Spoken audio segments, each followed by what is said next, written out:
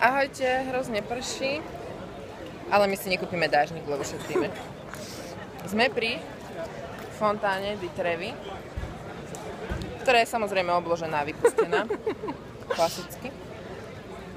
A už som vravela, že sme si boli preohrievať? No, takže na svete stále existujú dobrí ľudia, som zistila dneska. A vlastne boli sme si preohrievač, takže by sme sa chceli verejne poďakovať a dneska sa vlastne už natočíme z tepla. Už sme vlastne skoro doma. Alergiu už nemám, zub ma tiež boli už menej. Herpes mi tiež prešiel, tak teraz som pre istotu spadla na chodníku. Maria praví, že len si tak kráčam, ťukam do telefónu a Sara zrazu mlíske kolo. Tak si necítim, teda cítim si až príliš stehna a lítka, pišťalu a tak, a ruky. Ale tak, to aby vždy bolo niečo, viete, niečo zaujímavé, lebo ako, o čom by to bolo. Chcela som to natočiť na telefón, ale práve sa mi vybil, týmto chcem pozdraviť Jakuba Lindyša. Ale toto vlastne musím dokumentovať.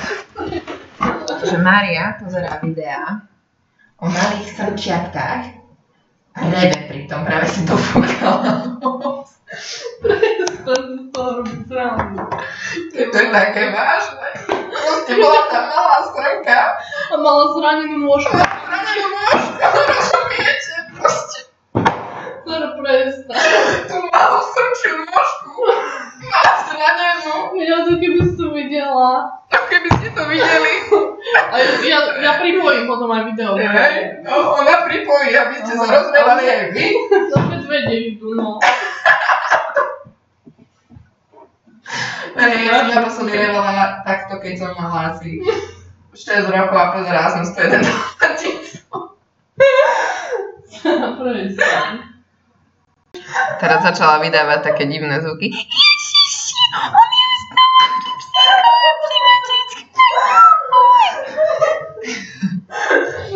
no. Proste, s kým to ja žijem?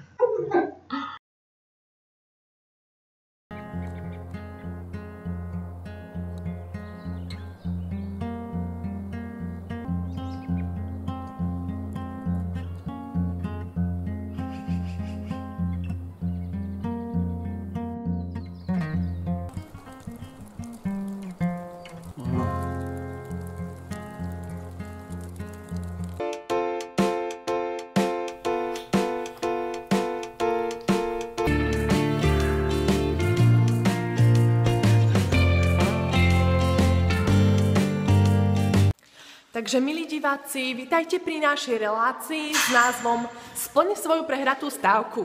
S dnešným podnázvom Sara na seba ide vyliať vedro vody na ulici o 10. večer. Aké sú tvoje pocity? Skvelé. Veľmi sa teším. Som rada, že to berieš takto s humorom. Takže ideme nájsť nejaké vhodné miestečko. Ale to je strašne ťažké, ja to nesúhnem nad hlavu.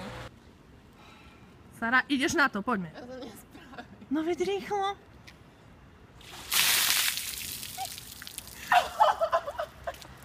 Povedz nám svoje pocity. Skvelé, cítim sa skvelo. Fú, stieka mi to po ťahu. Cítim sa ako na Veľkú noc. No vidíš. Veselú Veľkú noc, Sára. Hej, jasné, my sme kretičko. Zlatá si. Zlatú. Mohla by si mi odomknúť. Takže Sára, ešte by som ti chcela poďakovať teda, že si splnila svoju stávku. Na budúce sa môžeme staviť z radosťou znova o niečo.